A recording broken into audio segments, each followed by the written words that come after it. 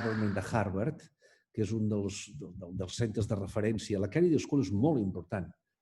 Ja m'agradaria que estudiants nostres de Relacions Internacionals vagin a fer un màster a la Kennedy School de Harvard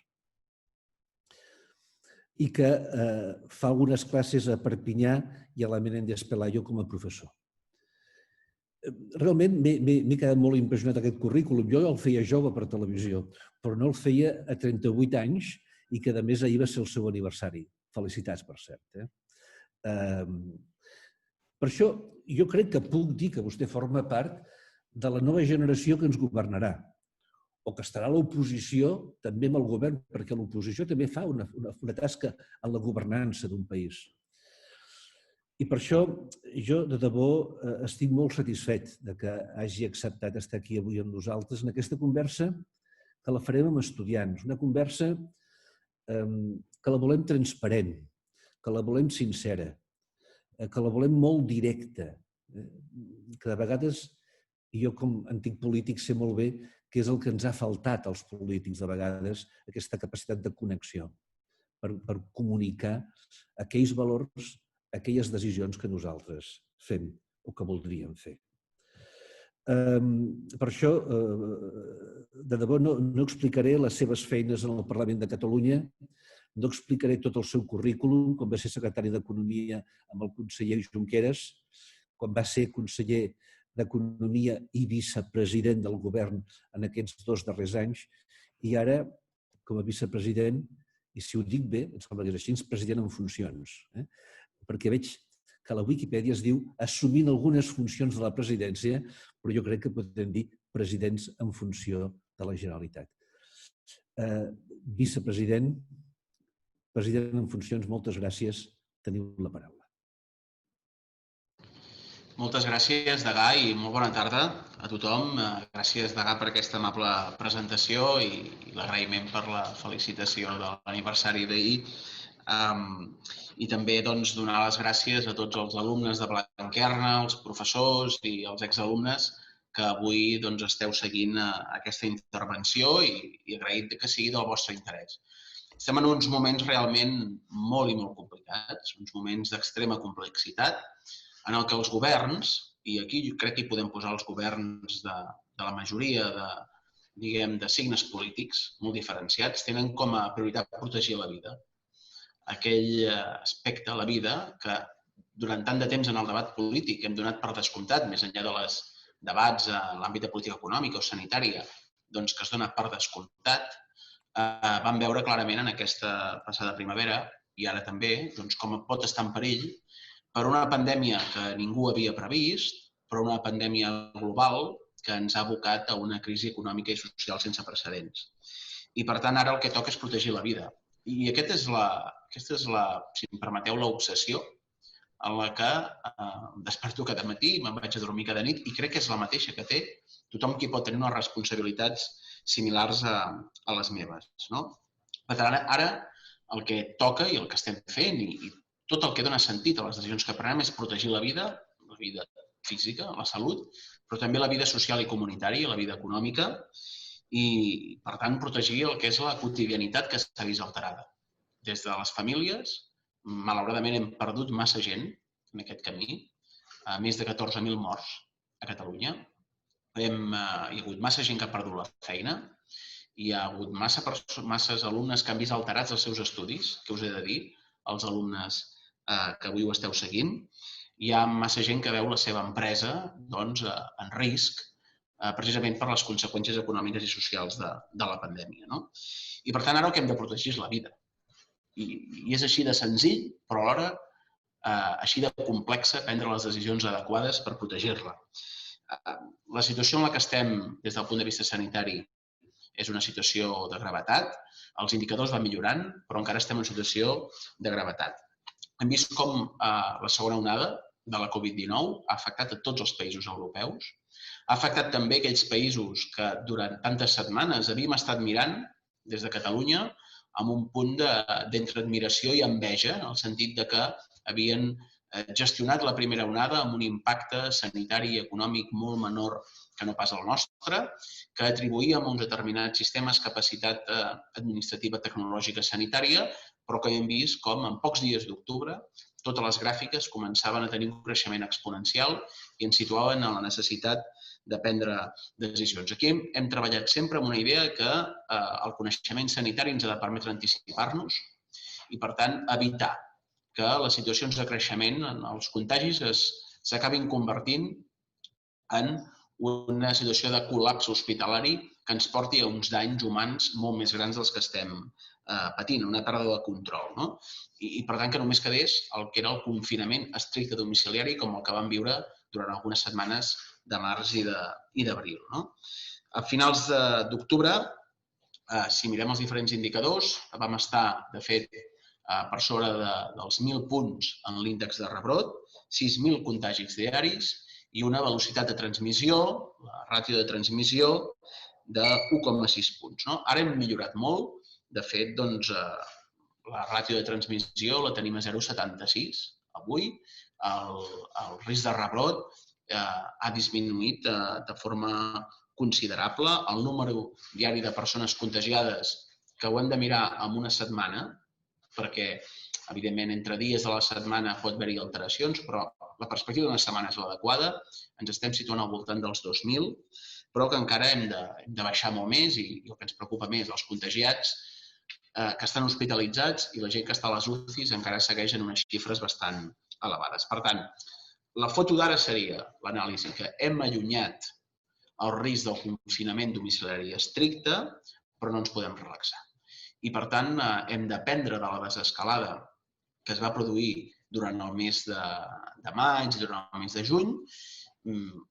La major part d'anàlisis veuen que aquesta desescalada va ser accelerada i, per tant, ara caldrà anar facilitant aquesta flexibilitat de mesures d'una forma molt i molt prudent. Ens hem fixat tres objectius que ens haurien de permetre situar-nos, si els poguéssim mantenir, en un nivell de gestió de la pandèmia que no altera massa el que és la resta de serveis sanitaris que s'han de garantir i no altera la vida econòmica i social. Per tant, són tres objectius que hi anem avançant mica en mica, però encara hi som lluny, i que mantenir-los estables és el més difícil. En primer lloc, no superar els 1.000 contagis diaris. Com deia, ara, en perspectiva setmanal, la mitjana dels darrers 7 dies, estem encara per sobre dels 2.000, però anem millorant. Havíem estat, com deia, a 6.000 contagis diaris. Per tant, menys de 1.000 contagis diaris.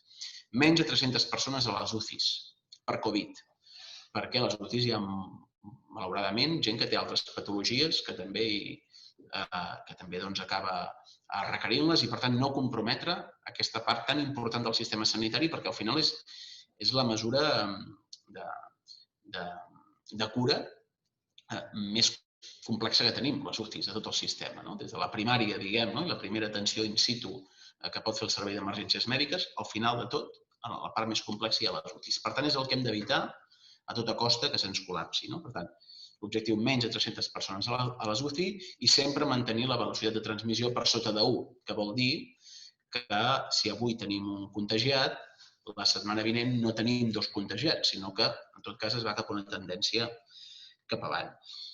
Ja ho està fent un esforç col·lectiu molt important i un esforç que no són només paraules, sinó un esforç que es tradueix en costos econòmics i socials, però aquests costos estan tenint un resultat es veuen compensats per aquesta reducció del nombre de contagis que al final evita morts. I és així, aquesta és la balança difícil a la que ens estem movent. Molta gent està fent un esforç, empreses, treballadors, famílies, estudiants, també estan fent un esforç molt important. Com deia, ara ve el començament, a partir del dia 23, d'aquesta flexibilització, que serà curosa, que ha de ser lenta, que estem treballant encara i que confiem que demà o dijous puguem acabar amb tot el detall, exposar a la ciutadania quina seria l'escala en la que ens mouríem i els diferents passos, per també tenir perspectives i horitzó de futur. Al final, tots el que volem és tornar a la normalitat, aquesta és la notícia que estem buscant, però això no passarà fins que no tinguem ni una vacuna accessible per tothom o alternativament a la vacuna, un tractament que faci que aquesta no sigui una malaltia amb un nivell de mortalitat tan perillós com el que té.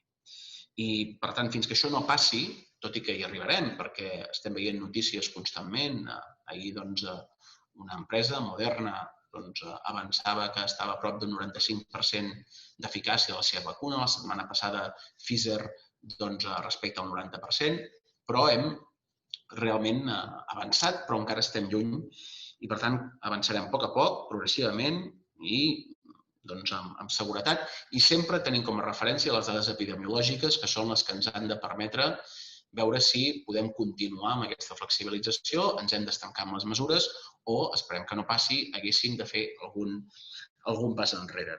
Per tant, aquí hi ha una part molt important de compromís individual que té efectes col·lectius. No es limita en la pròpia persona l'assumpció del risc. L'assumpció de riscos individuals comporta conseqüències col·lectives. I crec que és molt important, tot i que és molt cansat i és esgotador, realment, perquè portem massa mesos de pandèmia.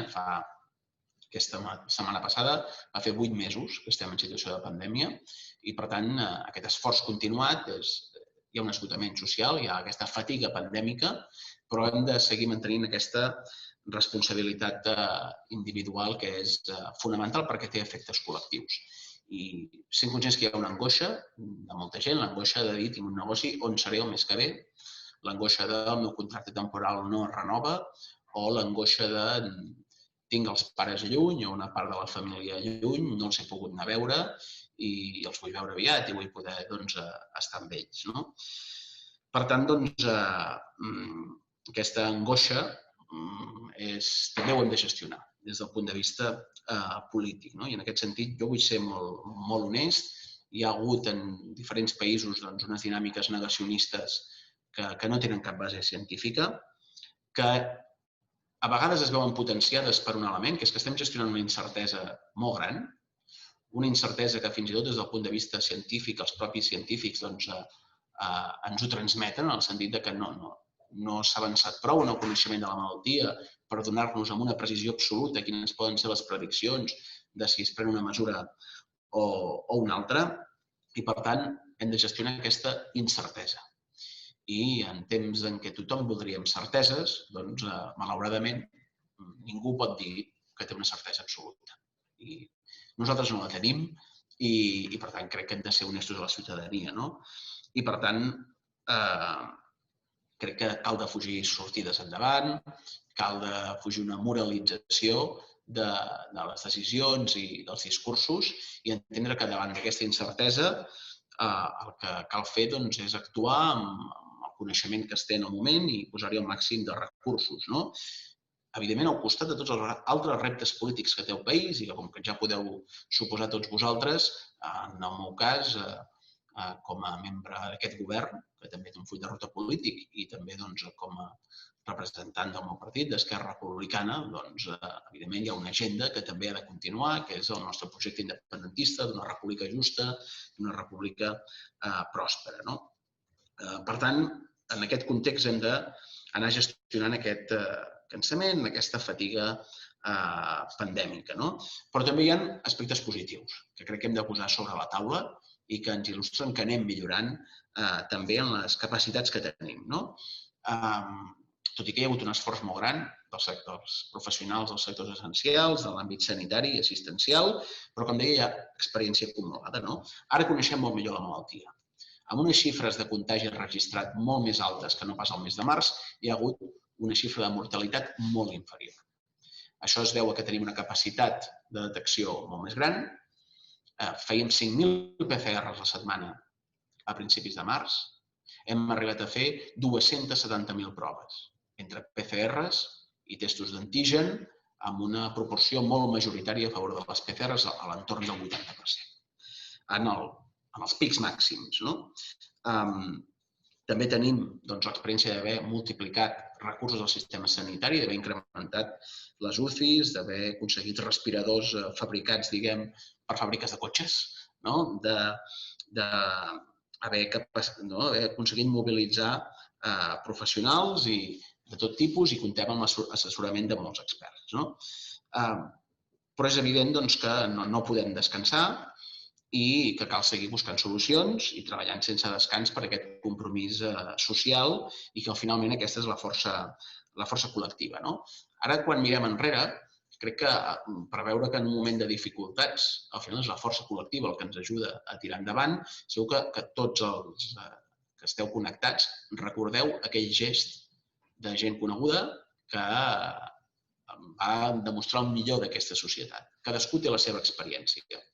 Des dels joves que es van organitzar per, en el confinament més dur, portar aliments a aquella persona gran que vivia en un 5è pis sense ascensor i que li era molt complicat anar a comprar o que estava en una situació vulnerable, fins als metges jubilats que es van reincorporar a la feina, fins als veïns que es van organitzar, fins, en el meu cas, és a dir, al meu poble, és a dir, vam tenir una persona molt coneguda que va estar hospitalitzada i quan, bon amic de la família, diguem, i quan va tornar a casa, a la Palmira, em van ensenyar el vídeo de tot el carrer Major de Pineda, als balcons aplaudint la Palmira que tornava a casa.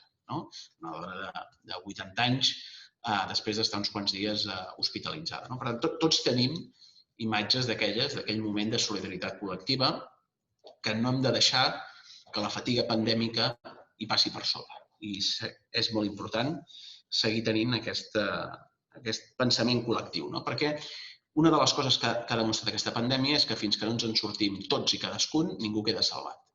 I per tant, aquell individualisme molt propi del discurs de fons d'aquella era neoliberal ha quedat derrotat.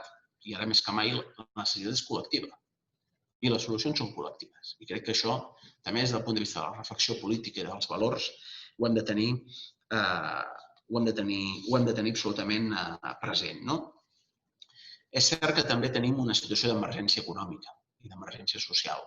I aquí no solucionarem una crisi econòmica descontrolant una crisi sanitària, sinó que cal anar trobant un equilibri que no és difícil, que és molt difícil, que en un context de governança de la incertesa encara ho és més, però que, malgrat tot, hem de seguir avançant i anar posant tots els recursos que podem. Nosaltres, com a govern de Catalunya, ho hem estat fent.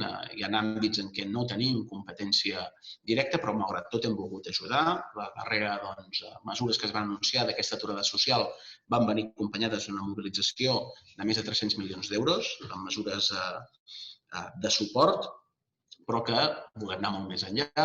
Hem reclamat reiteradament a l'Estat que, més enllà de les mesures genèriques que ha fet respecte als ERTO, que han tingut problemes i tenen problemes de funcionament, també cal que incorpori mesures d'ajuda directa. De fet, el govern espanyol és el govern que no ha fet mesures d'ajuda directa prou significatives si ho comparem amb d'altres. I, per tant, és important que això es complementi i així ho hem traslladat.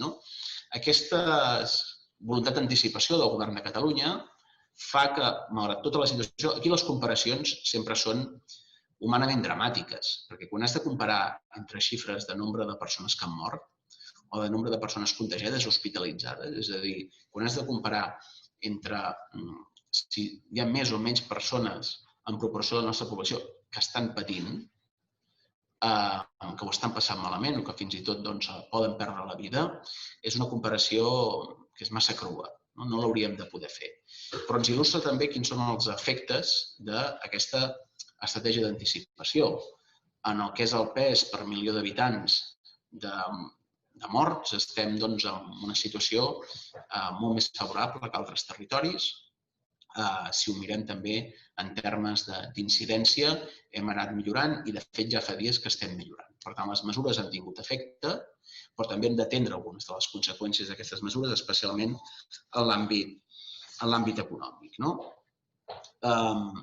I, com deia, la lluita contra la Covid no és d'una administració o una altra. Al final, són totes. Són dels ajuntaments, en els que hem d'ajudar i que estan fent també un gran esforç, és del govern de Catalunya, és també del govern de l'Estat. En aquesta segona onada, el govern de l'Estat, en certa manera, ha delegat el que és la gestió sanitària i hem aconseguit instruments com l'estat d'alarma territorialitzat a les comunitats autònomes, en el nostre cas a la Generalitat, però no es pot desentendre la situació econòmica. I aquí hem estat insistint molt i seguiré insistint molt en la necessitat que qui té la capacitat de mobilització de recursos econòmics prou potent, que és l'Estat, doncs s'hi ha de posar. Hem de posar al dia la situació dels ERTOs. Cal que intentem, tots plegats, en el que són les nostres decisions diàries, anar tenint present aquesta situació d'emergència econòmica i social en la que estem.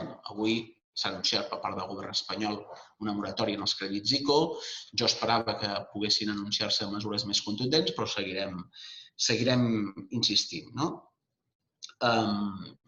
Nosaltres també, com a govern, i amb això vaig acabant,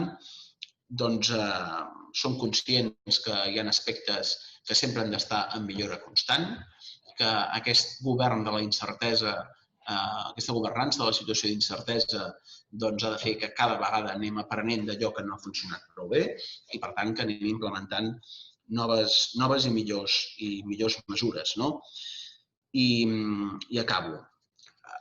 He intentat subratllar aquesta necessitat de la idea de col·lectivitat, de societat, no d'individu, d'aquesta confiança col·lectiva. I al final la societat no som una suma de persones, d'individus i prou, sinó que la societat en el seu conjunt, amb com articula les relacions, com és capaç de tenir aquesta força col·lectiva, és quan és molt més poderosa i és quan pot superar reptes com el que tenim. I, per tant, en uns moments en què hi ha aquesta fatiga pandèmica, en què podríem tirar per una recuperació d'aquest individualisme, en pensar no només com quedo jo amb les meves pròpies circumstàncies davant de la pandèmia, és el moment de recordar aquelles lliçons que abans explicava de solidaritat col·lectiva de la primavera passada. I tornar a pensar en què les decisions individuals, els interessos legítims que pot haver individuals o de grup, han d'estar també al servei d'un interès general, que és salvar la vida de les persones i després, evidentment, les mesures de suport econòmic i social. I aquesta pandèmia passarà, tindrà el seu cicle. Esperem que la capacitat tecnològica que hem anat adquirint la humanitat farà que per primera vegada en molts segles una pandèmia durarà molt menys del que seria si seguís el curs natural i, per tant, és gràcies a aquest avenç científic i tecnològic que l'aconseguirem vèncer, però que després haurem de seguir pensant col·lectivament de com reconstruïm el país. Tenim una oportunitat extraordinària, malgrat alguna situació de darrera hora, com hem vist amb la posició d'Hongria i Polònia respecte als fons europeus, però aquesta mobilització de recursos i els instruments de com s'ha fet és un pas de gegant en la construcció europea i, per tant, també en aquest pensament col·lectiu a nivell de continent. I acabo intentant també traslladar una reflexió als alumnes, com a joves, que heu patit la crisi del 2008, que la vau patir sent adolescents i que es va traslladar també amb unes retallades en l'àmbit educatiu que ha condicionat les vostres possibilitats, també, d'ara, però que ara també és el moment, precisament, de fer aquest reconeixement als joves del nostre país, també pel que han demostrat i pels nous valors que s'estan fent emergir, de la solidaritat, del feminisme, de l'ecologisme, de que cal governar també pensant en el futur. És un moment extremadament complex, històricament, i aquí l'adjectiu no és sobrer, històricament estem en un dels moments més difícils, però finalment les societats es mouen col·lectivament. I crec que en aquests moments tenim aquesta força col·lectiva, la tenim com a societat, i hem d'articular-la, continuar-la articulant molt bé i aconseguir aquesta sacsejada i vindran anys de reconstrucció col·lectiva. I tindrem els instruments econòmics, com seran els fons europeus. Hem de tenir també totes les possibilitats democràtiques per tots els projectes de futur del país, perquè al final, com deia, tots els que ens toca exercir responsabilitats ara, quan ens llevem i quan ens anem a dormir, només tenim una sola prioritat, que és salvar vides, que vol dir deixar un futur millor pels nostres fills i filles. Per tant, gràcies a tots i estic a l'espera de les vostres preguntes. Moltes gràcies. Doncs moltes gràcies, vicepresident, per haver intervingut en aquest primer moment de les converses Blanquerna a l'avantguàrdia. en la seva segona edició. I ara, em plau, i abans de passar la paraula als moderadors, us vull recordar que podeu fer els comentaris i preguntes al xat. De fet, ja hi ha 22 preguntes, que després faré la impossible tasca de sistematitzar amb uns quants blocs. Ara passo la paraula a la Laia Robert, que és alumna en el grau de Global Communication Management, i la Marina Reluí, que és alumna del màster en Comunicació Política i Social, que van a moderar la sessió d'avui. Teniu la paraula. Bona tarda a tots i en concret bona tarda al vicepresident de la Generalitat. Volia començar per obrir el torn de preguntes, donant pas a l'alumna del grau de Periodisme i Comunicació Corporativa, Núria Torres, sisplau. Bona tarda a tothom, bona tarda senyor vicepresident. La meva pregunta per vostè és la següent. A darrere del suport dels pressupostos, quines promeses li ha fet Esquerra al govern de Pedro Sánchez i en aquesta mateixa línia, tenint en compte els precedents, tenen alguna garantia que es compliran? Moltes gràcies. Per respondre sintèticament, perquè el meu equip de comunicació sempre em diu que intentar respondre sintèticament i no donar gaires voltes. En aquests moments, Esquerra Republicana no té un acord sobre pressupostos amb el govern de l'Estat. Hem facilitat la tramitació perquè creiem que no es pot gestionar econòmica i socialment una pandèmia com la que tenim ara amb uns pressupostos prorrogats del 2018. La proposta que hi ha de pressupostos realment és un pas endavant respecte al que teníem el 2018, però és insuficient. Hem situat clarament, i avui s'han presentat les esmenes, aspectes en l'àmbit d'inversions per augmentar el nivell d'inversions que venen a Catalunya d'aquest pressupost, clàusules de garantia d'aquestes inversions, que si no s'executen acabin transferint-se els recursos a Catalunya, i també millores en aquells àmbits que creiem que són absolutament essencials, més enllà d'infraestructures, àmbits com l'ingrés mínim vital, àmbits com els recursos en matèria de dependència. Per tant, encara no hi ha res tancat i serà, veurem si és possible en les properes setmanes poder arribar a un acord amb el govern de l'Estat, que haurà d'anar acompanyat, evidentment, de garanties de compliment, i les garanties de compliment són en l'articulat de la llei de pressupostos. Bueno, donaré jo pas, ja que la Marina no pot parlar. Ara, la següent pregunta serà formulada per Marc Orozco, alumne del grau de Periodisme i Comunicació Corporativa. Endavant. Bé, bona tarda, vicepresident Aragonès. Li llenço la meva pregunta. Volia saber quin és el criteri que segueixen a l'hora de tancar determinats sectors i establiments i com saben que en aquells sectors l'índex de contagi ha estat superior respecte a altres. Aquí és important tenir en compte que quan es prenen mesures que afecten un determinat sector, no estem dient que aquest sector sigui el culpable. Finalment, el virus el portem les persones. No el porten els bars, no el porten els teatres, no el porten determinada activitat esportiva. Per tant, el portem les persones. Hi ha dos elements. Per una banda, l'evidència científica al respecte, on es pot produir un tipus d'activitat en què els elements de protecció, que és la distància, que és la mascareta, també la manca de ventilació, afavoreix clarament que pugui haver-hi un major contagi, i aquest és per una banda. Nosaltres intentem sempre anar explicant les publicacions científiques que van avaluant precisament aquests riscos i ho situen de manera clara. I, en segon lloc, el que és la qüestió de mobilitat. Al final, quan s'arriba a un nivell de contagi molt i molt alt, l'única manera d'aturar el virus és reduir la mobilitat i, per tant, reduir la interacció social al màxim. I, per tant, aquells espais on hi ha interacció social o que poden atraure molta mobilitat són els que o bé han de disminuir o s'ha de suspendre la seva activitat. Una de les mesures que també genera més debat és en l'àmbit de la restauració, per exemple. Però no estem prenent mesures diferents que hagi pres París, que s'hagin pres a França, que s'hagin pres a Alemanya, que s'estiguin prenent a Àustria, en alguns aspectes a Holanda, al Regne Unit, a Itàlia. No som un estat, Catalunya, i per tant no tenim la potència de suport econòmic per donar-ho. Per això cal que ho faci qui és l'estat, que és el govern de l'estat espanyol. però clarament responen a aquests dos criteris, l'evidència científica i l'aspecte de la mobilitat, i per tant allò que genera més interacció social és quan s'ha de reduir. Merci. Moltes gràcies, vicepresident, per la resposta. La següent pregunta serà formulada per el Miquel Martínez, del grau de Relacions Internacionals. Good afternoon, Mr. Vice President Aragonès. I'm a first-year student of International Relations, and given that our degree is taught fully in English, I will talk in this language. 2 weeks ago, you were appointed as one of the leading candidates of Esquerra Republicana de Catalunya to the presidency of la Generalitat de Catalunya in a very exceptional situation caused by the COVID-19 pandemic.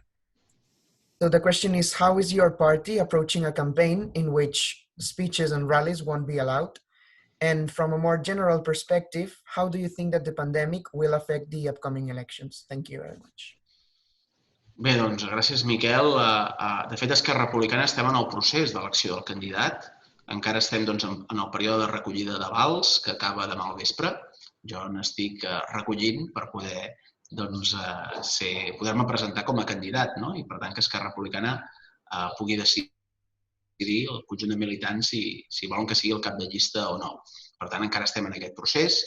Evidentment, la campanya electoral serà molt diferent a les que hem conegut fins ara, perquè les campanyes electorals en les que hi ha els grans mítings o la presència continuada al carrer, basada en aquesta interacció social per anar a buscar el suport de la ciutadania, doncs no hi serà diferent. Per tant, segurament estarem, en el millor dels casos, en un format d'actes híbrids, amb una mica de presència física i amb presència virtual. Aquí tots hem anat desenvolupant eines precisament per fer webinars, per fer actes. Aquest mateix cap de setmana passat començàvem amb noves eines també de com articular precisament el que són aquests actes en línia, que hauran d'anar, que en el millor dels casos, en la situació, si la pandèmia està controlada, anirien en actes híbrids, mig presencial, mig virtual. Si la situació és més delicada, serà només virtual. I després la pandèmia, des del punt de vista del contingut de la campanya, afectarà. Jo crec que afectarà, evidentment, perquè com s'està afrontant la pandèmia, les perspectives de futur formarà part del debat, perquè és la urgència del dia a dia, però també les propostes de reconstrucció. Catalunya viu una situació d'excepcionalitat política des de fa molt de temps, amb la repressió, amb presos i amb exiliats, i amb un debat no resolt, que és el debat al voltant de l'exercici del dret a l'autodeterminació. Nosaltres també treballarem perquè aquests elements, la proposta independentista, el dret a l'autodeterminació, una solució davant de la repressió, estiguin presents, però això no exclou, evidentment, d'aquest debat sobre com reconstruïm el país social i econòmicament i, evidentment, amb la gestió de la pandèmia, en la que veiem com en altres territoris, és a dir, governs del mateix partit prenen decisions oposades. I, per tant, això forma part d'aquesta incertesa davant la qual nosaltres, com deia abans, el que hem treballat sempre és per anticipar-nos al màxim, aplicar la màxima prudència des del punt de vista sanitari i posar tots els recursos que estan al nostre abast per intentar compensar al màxim els efectes negatius en la vida econòmica i social que tenen les restriccions que s'han posat per motius de salut. Moltes gràcies, vicepresident, per la seva resposta. Donem ara pas a un alumne del grau en Publicitat, Relacions Públiques i Màrqueting, en Joan Simó. Endavant, Joan.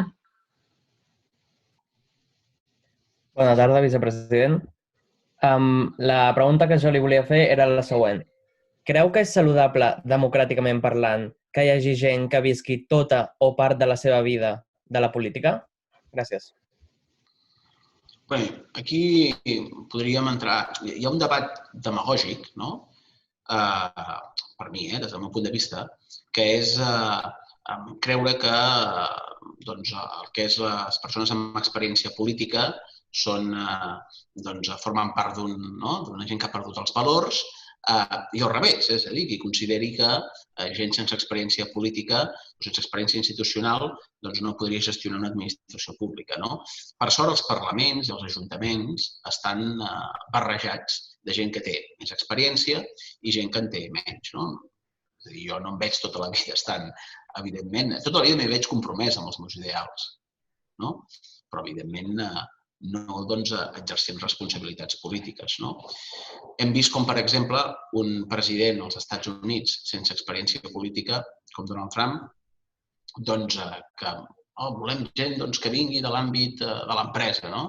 Doncs hem vist que, més per com és el personatge, que no pas la seva condició de la seva experiència professional, veiem que clarament, des del meu punt de vista, ha estat un mal president i, en canvi, com algú amb molta trajectòria política, basada en la seva comunitat, amb un treball de base i després amb un treball també de tipus parlamentari i representatiu, com va ser Barack Obama, va ser un president en què molta gent ha admirat.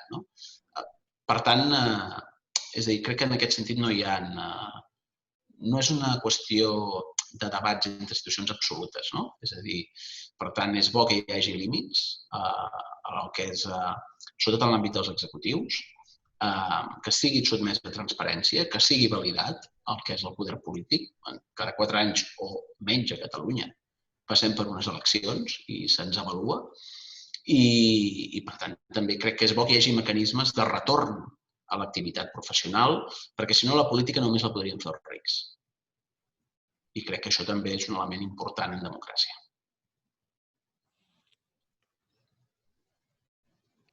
Moltes gràcies, senyor vicepresident. La següent pregunta serà formulada per l'alumna del grau de Global Communication Management, Martina Canales. Endavant. Good afternoon, Mr. Acting President. Thank you for your words and time.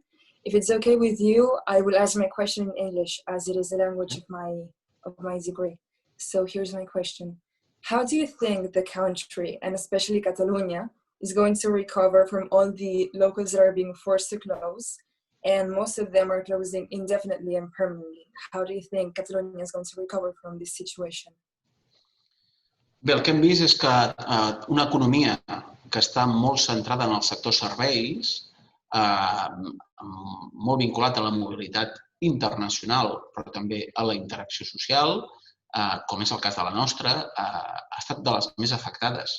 I, per tant, l'impacte que ha tingut sobre el sector del turisme a l'estiu, en què fins i tot en una situació amb moltes menys restriccions d'activitats que la que teníem ara, però la interrupció de la mobilitat internacional ha afectat fortament. Per tant, això també hem de reconstruir el país amb una economia diferent, en la que puguem tenir una incidència de sectors de valor afegit molt més grans. I d'això ens en sortirem precisament amb uns projectes de reconstrucció que vagin en la innovació, en intentar afrontar aquesta digitalització, transició ecològica, aquest procés d'apostar per nous sectors emergents i sectors on també tenim molts actius com a país i crec que aquest és el camí. Això pel que fa a un projecte més de futur. Evidentment, les mesures que hem pres i que estan prenent governs com el nostre i governs d'estat arreu d'Europa, però també arreu de l'estat espanyol, estan tenint un impacte. Per tant, no només es tracta que hi hagi mesures de suport, sinó que aquestes mesures arribin en el temps suficient. I això moltes vegades és molt difícil, degut al sistema administratiu, de control de recursos, burocràtic que tenim, que al final és el compliment de la llei, i per tant això ho dificulta moltes vegades. Per tant, crec que serà molt important no només centrar-nos ara en aquella mesura que pugui arribar, com les que hem engegat d'ajudes en els sectors que en aquests moments estan tancats, sinó en el moment en què la recuperació d'activitat no serà completa. Per tant, mesures pel sector de la restauració. Mentre segueixi havent-hi restriccions, que seguiran havent-hi en les properes setmanes, d'alguna manera o altra, encara que sigui un petit nivell d'incidència, han de seguir tenint aquest suport, i crec que és absolutament imprescindible. Al mes de maig, quan nosaltres havíem llançat ja 1.000 milions d'euros en préstecs i avals, vaig poder conversar, en aquest cas, amb la vicepresidenta Calviño, i li vaig traslladar la necessitat que havíem d'anar acompanyant les mesures no només amb préstecs i avals, perquè hi ha moltes empreses que tenen un nivell de sobreendeutament que fan que directament prefereixen tancar l'activitat, endeutar-se més, i que havien de tenir mesures innovadores. Ara el govern de l'Estat s'està plantejant després, uns quants mesos després, de poder entrar d'alguna forma en el capital de les pimes. I això és precisament el que li demanava jo fa uns mesos, que sé que no és fàcil, que no es pot fer d'un dia per l'altre, no? I que segurament necessita el seu temps, però crec que aquesta és una via del camí per molts dels grups empresarials que en aquests moments estaran en una situació de dificultat. Moltes gràcies, vicepresident, per la seva resposta. Donem ara pas a Jordina Paniagua, alumna del grau en Comunicació Audiovisual. Quan vulguis, Jordina. Bona tarda, senyor vicepresident. La meva pregunta és, com creus que pot afectar el fet que Pablo Casado, amb l'ajuda de Ciutadans, hagi recorregut la llei sobre els lloguers? Hi haurà alguna mesura més que ajudi als arrendataris de cara a les seqüeles postpandèmia?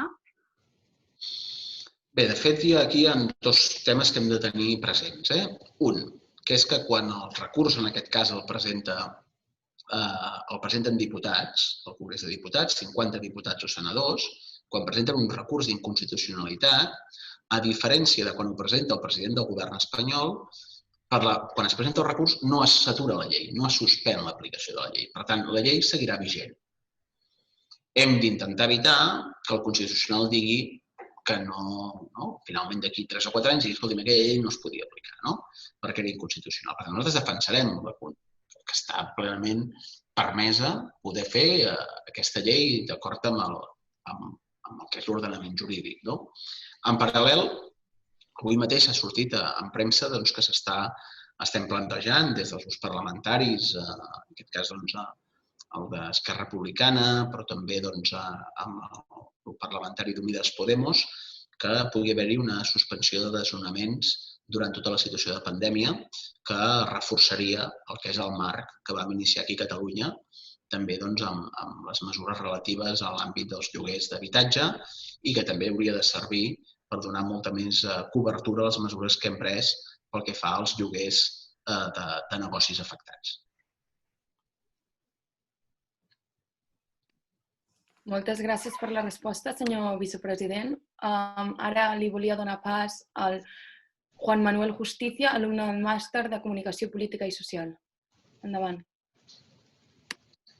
Bona tarda, senyor vicepresident.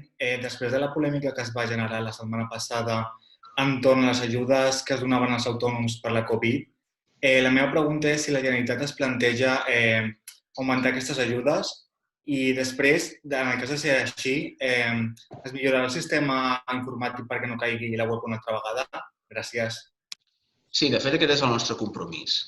La mesura que es va posar en marxa la setmana passada i que va tenir, evidentment, una cobertura limitada i en la qual també van haver-hi problemes tècnics per connexió de molta gent, és una mesura d'emergència. O sigui, era una mesura molt puntual, repetint, en certa manera, el que s'havia fet durant el mes d'abril, amb una mesura molt similar, en la que en aquell moment no van haver-hi problemes des del punt de vista tecnològic, però és evident que aquesta mesura, encara que no hi haguessin hagut problemes tecnològics, és una mesura que, com a mesura d'emergència, no s'ha de quedar aquí. Per tant, estem treballant en un esquema d'un suport permanent i continuat, en el que no vagis a convocatòria, en la que d'una convocatòria d'ajudes i que hagis de presentar a cada convocatòria, sinó que el que es pugui fer sigui, en un període de dies, d'uns quants dies, és a dir, que per evitar colls d'ampolla, precisament,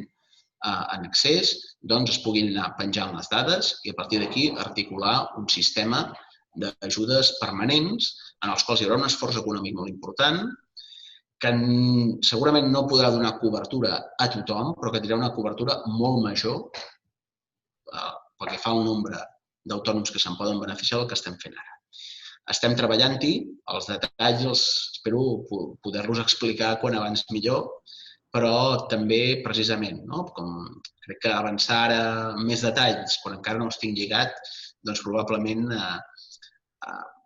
alguns dels autònoms, de les persones que no es van sentir ben tractades per l'administració fa una setmana, podrien tenir la mateixa sensació. Per tant, hi estem treballant, en la línia del que precisament preguntaves, més ajudes, amb més recursos per evitar aquests problemes i espero ben aviat, quan tinguem tot definit i puguem donar aquesta informació, poder-ho traslladar perquè se'n pugui beneficiar molta més gent. Gràcies un cop més, vicepresident, per la seva resposta. I ara donem pas al degà de la facultat, el senyor Josep Maria Carbonell. Molt bé, Marina, gràcies. Vicepresident, moltes gràcies. Ara em toca aquesta feina quasi impossible de sistematitzar els comentaris que m'han arribat. A mi m'agrada fer-ho bé i mirar d'incorporar el màxim de preguntes, algunes confortables i algunes menys confortables, però miraré de ser un transmissor fidel del màxim de nombre de preguntes. He fet alguns blocs. Un serà el bloc A, que és sobre la gestió. Un altre seria un bloc B sobre algunes crítiques que m'han arribat de la gestió. Un bloc C sobre les polítiques d'ajuda de l'Estat, de la Unió Europea.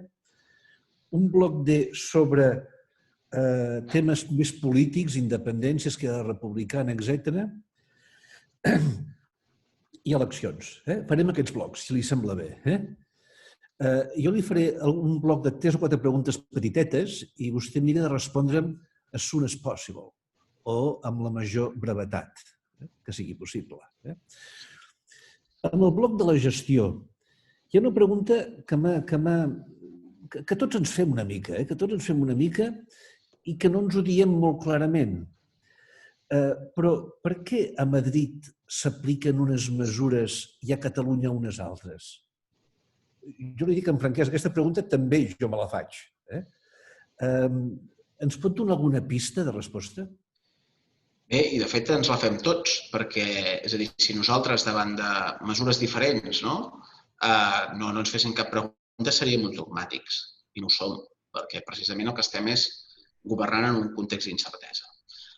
Les circumstàncies a Madrid són diferents en 2 aspectes. Un és l'aspecte temporal i l'altre és l'aspecte dels efectes que tenen les mesures i fins a quin punt estem, és a dir, quin és el punt d'equilibri que considerem adequat.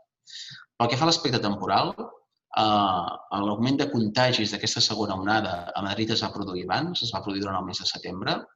Recordeu, doncs, durant el mes de setembre la situació de debat que hi havia entre la presidenta Ayuso i el ministre Illa. I, per tant, el pic va ser aproximadament un mes abans, gairebé, el pic de contagis que el nostre. I, per tant, està en una situació molt més avançada que nosaltres en aquesta disminució.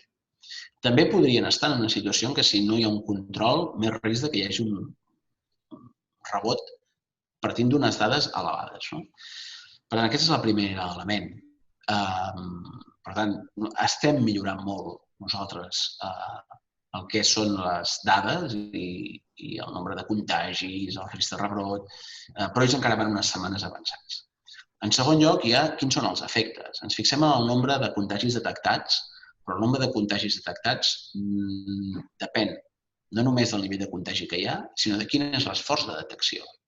I aquí el canvi per un sistema de proves com les PCR, que és un sistema que és potser més lent en donar resultats, perquè necessita més hores que no pas els testos d'antigen, però més fiable. I els testos d'antigen són fiables en situacions molt concretes que ens marquen des del punt de vista els professionals en l'àmbit de salut, especialment en els moments en què hi ha símptomes, especialment quan hi ha una prevalença de la malaltia a la comunitat molt elevada i, per tant, no sempre són útils. L'exemple, ells estan molt més avançats que nosaltres, és a dir, el pic l'han tingut abans, però en termes d'UCI estem en una situació similar. En termes de defuncions, en proporció a la població, els nostres resultats són més bons. Per tant, nosaltres ens mantenim en l'estratègia que hem fet, perquè és a dir, Madrid és l'excepció a les mesures que s'han pres a tota Europa. Tot això ho hem de fer des de la humilitat i la prudència, perquè no hi ha veritats absolutes. Precisament nosaltres estem molt pendents del que està passant a Madrid perquè si realment no té aquests efectes que sí que creiem que en aquests moments està tenint, que no s'estan disminuint el nombre de defuncions com les mesures que nosaltres prendrem aquí acabaran disminuint d'acord amb les previsions o el nombre que fa la presó hospitalària, però si s'acabés produint, evidentment, doncs hauria de tenir-se en compte, no? Però crec que hi ha aquests dos elements que ho diferencien. Una segona pregunta, que també ha vingut un parell de cops. S'ha produït un conflicte entre les dues conselleries, Sanitat i Economia? I si s'ha produït, com es gestiona? No és que hi hagi un conflicte entre conselleries o entre consellers, sinó que una decisió, quan tu el que estàs fent és per protegir la salut, afectar l'economia, no és una decisió fàcil. I, per tant, hi ha debat.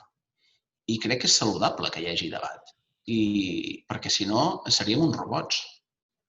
I no som robots. Som persones que percebem el neguit i l'angoixa que hi ha en el món sanitari perquè volen seguir podent atenent a tothom, poder atendre a tothom.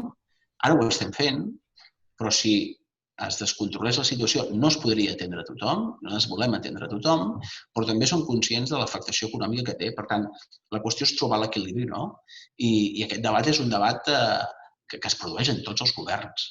En tots els governs, no? Independentment de quin és el punt d'equilibri que consideren adequat, però és un debat que s'està produint en tots els governs.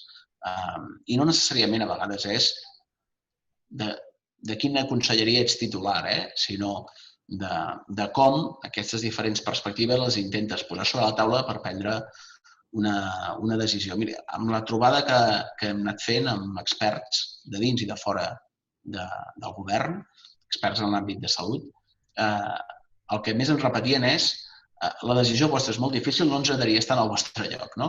Per tant, la decisió és difícil. Hi ha una pregunta que també ens ha arribat, que em sembla molt interessant, també és què es pot fer per aturar els desnonaments? Hem fet prou? Hem actuat suficientment per evitar aquesta situació tan dramàtica? No, no s'ha fet prou, primer perquè venim d'un dèficit estructural d'habitatge públic al nostre país. Un habitatge públic que durant moltes dècades es feia en base de construir habitatge públic, fer moltes promocions, però que eren de compra, que després s'acabaven convertint en habitatges que podien anar al mercat lliure.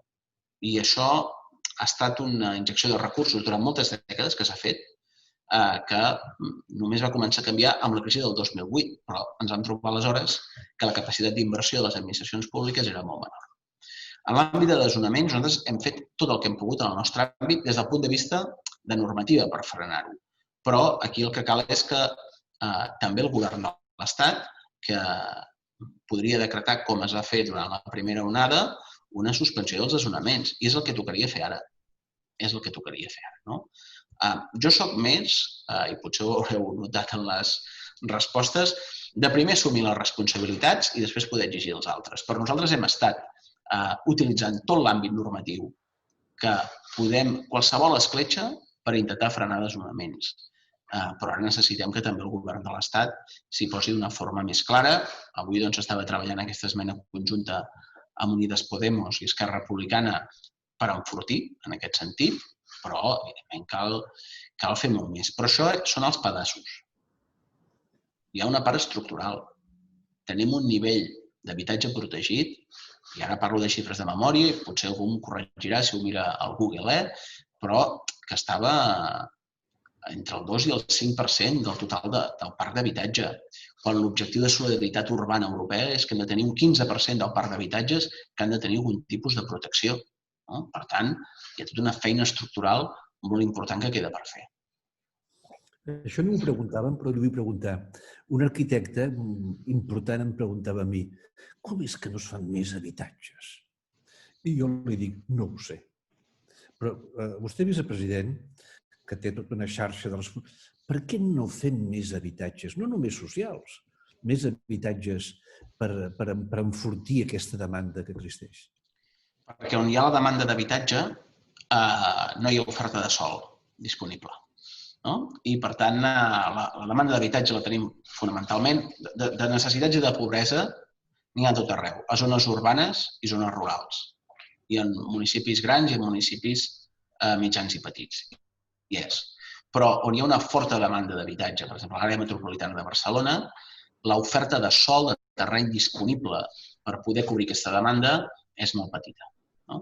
I això és conseqüència que durant molts anys hi ha hagut un desenvolupament urbanístic que en el seu moment no va incorporar el que ara ja tenim a la normativa, que són precisament aquests percentatges d'habitatge protegit. O quan els incorporava era de venda i, per tant, al cap de 10 anys la gent se'l venia i passava a ser del mercat lliure. Per tant, aquesta és una de les situacions en les que estem. Però tenim un camí per davant, que és el de la rehabilitació. Tenim molts habitatges que estan buits i que, per tant, tenim habitatges que la via rehabilitació es podrien tornar a posar en aquesta xarxa d'habitatge amb algun tipus de protecció pública. Llavors, hi ha bastantes preguntes que demanen quan tornaran a obrir el Camp Nou. Tinc bastantes d'aquestes, no? Perquè a la Barceloneta, a les platges hi ha molta gent i als bars no hi ha ningú al mateix costat. Però hi ha una pregunta que sí que potser ha sortit 3 vegades, que és per què les esglésies estan obertes i els teatres no? Aquí hi ha una qüestió clara que és jurídica i fins on podem nosaltres restringir les activitats. El dret a la llibertat de culte i, per tant, poder accedir al teu lloc de culte, sigui una església, sigui una sinagoga, una mesquita o qualsevol altre tipus de temple religiós, és un dret fonamental. I és un dret fonamental, la Constitució espanyola diu que és un dret fonamental. El dret d'accés a la cultura no ho és. En aquest cas, el dret a la cultura són els drets de segona generació, però que no... És a dir, nosaltres per limitar l'aforament d'una església hem de passar per aval judicial. Per limitar l'aforament d'un teatre, no. Tot i això, la cultura és molt important. I per això, doncs, en aquest procés de reobertura d'activitat, el que estem treballant és perquè el més aviat possible, des de l'àmbit de la cultura, també es pugui començar a recuperar part de l'activitat. Vostè ha respost abans, però sí que li vull dir que hi ha hagut moltes preguntes sobre els autònoms. Demanant exactament si s'ha fet bé la gestió d'ajut als autònoms, què es pot fer més amb els autònoms i, finalment, una pregunta que crec que va lligada és si el conseller El Homrani dimitirà o no. Tots els consellers del govern tenen la meva confiança i els problemes de qualsevol dels consellers són els meus problemes, perquè al final, en el context tan difícil en el que estem, el que es tracta és de buscar solucions i de no generar encara problemes més grans. Avui al govern hem aprovat i impulsat pel propi conseller una reestructuració del seu departament per donar-hi un nou impuls en les àrees més sensibles i, per tant, per blindar aquests aspectes de gestió que són tan i tan delicats. Per tant, tots els consellers, siguin del color que siguin, del govern de Catalunya, tenen la meva confiança i el meu suport perquè els seus problemes són els meus. I els problemes i els reptes que tenen són els reptes d'aquest país. Vicepresident, m'han dit que tinc només 5 minuts, per tant diré a centrar-me amb els 2 o 3 temes més importants. Què farà la Generalitat pels projectes europeus? Com es podrà intervenir per acollir aquests diners que vindran dels fons europeus? Bé, doncs en aquest sentit nosaltres ja tenim un pla, diguem, que vam presentar el mes de juliol, que és el pla per la reactivació econòmica i la protecció social. De fet, el tinc aquí, el tinc sempre sobre la taula perquè el vaig revisant i hem impulsat.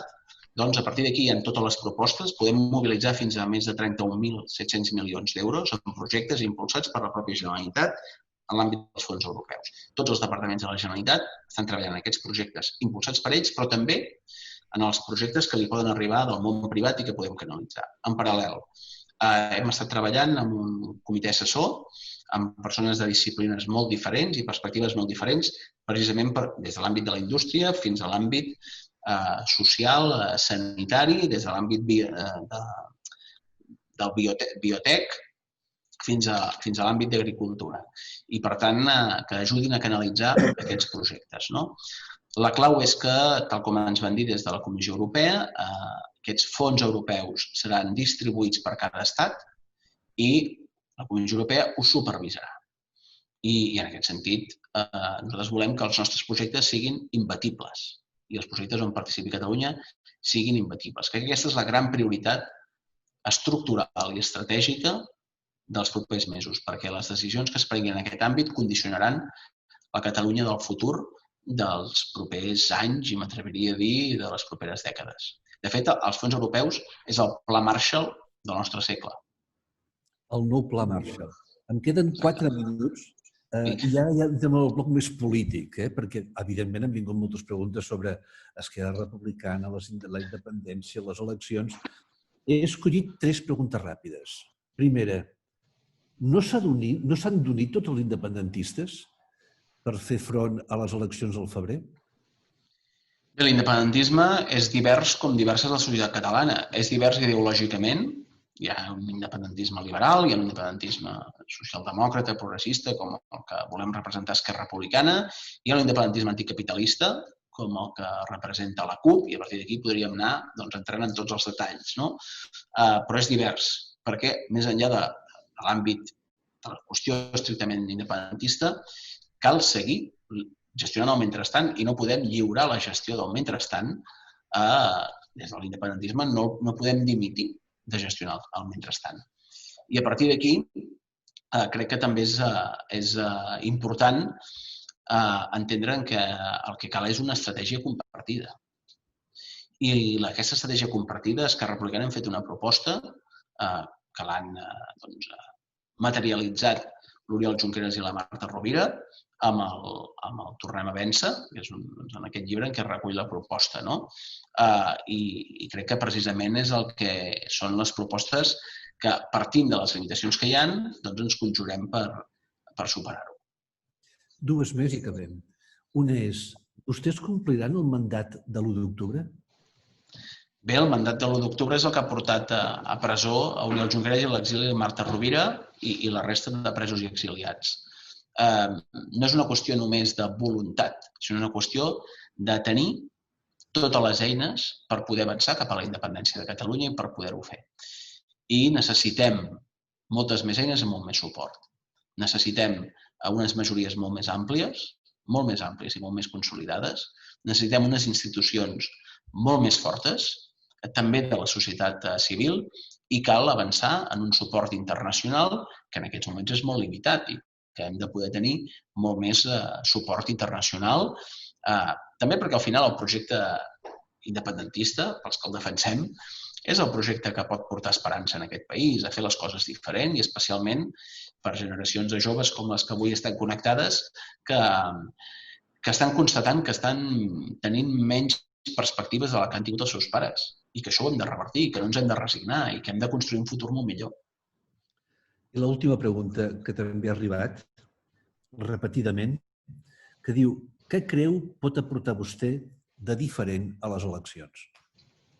Perquè ja sabem que serà quasi segur candidat, si guanya seria el candidat més jove de la Generalitat tota la seva història, però la pregunta que em fan és què creu vostè que pot aportar de diferent a les eleccions? Doncs la meva voluntat de poder-nos dirigir al conjunt de la ciutadania de Catalunya i de crear aliances molt fortes a dins de Catalunya, que són absolutament necessàries. Perquè al final els que volem la independència d'aquest país, la volem de tot el país, de tot Catalunya, no a trossets, no només d'aquelles zones on l'independentisme ja és majoritari, sinó de tot el país, perquè aquells àmbits territorials o aquells grups en els quals encara la independència no és majoritària, també volem que aquesta república que defensem sigui una oportunitat per a ells, per un futur molt millor.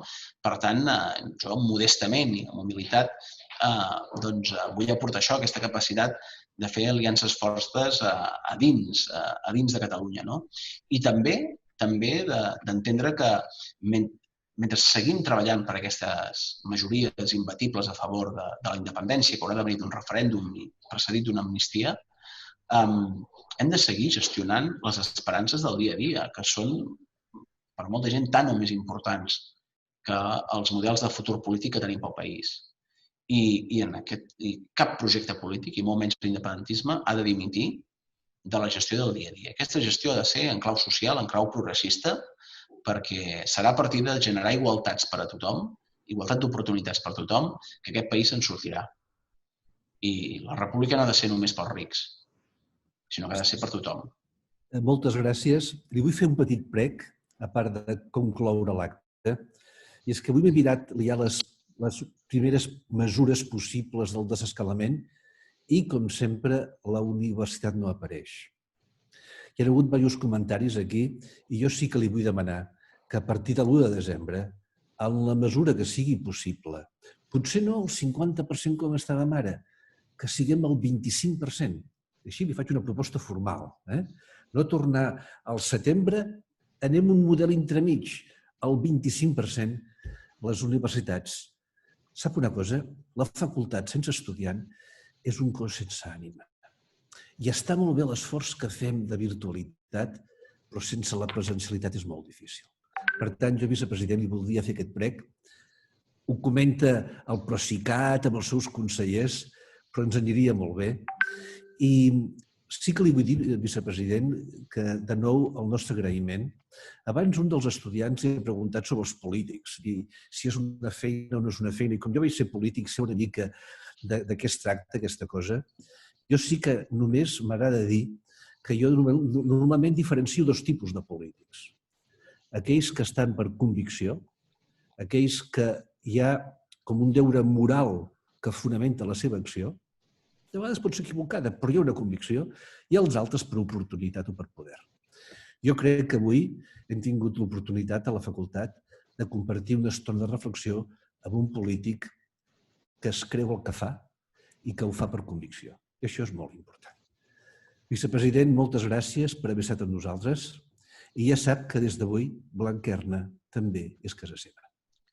Moltes gràcies, Degà, i moltes gràcies als estudiants que també heu estat organitzant aquest acte i a tots els que hi heu assistit i els que heu fet preguntes que no he pogut respondre-les totes. Som molt conscients de la situació de les universitats i, per tant, qüestions com les que comentava el Degà formen part de les deliberacions i, en tot cas, acabarem prenent les decisions sempre d'acord en l'àmbit sanitari, intentant també tenir en compte aquestes necessitats. Per tant, agrair-vos a tots l'oportunitat que m'heu donat per dirigir-me a tots vosaltres. Per a mi ha estat un plaer. Molt bé. Gràcies. Moltes gràcies. Gràcies a tots i a totes. Vicepresident, equip del vicepresident, els moderadors. I seguirem amb força i convicció. Molt bé. Adéu. Adéu-siau. Gràcies.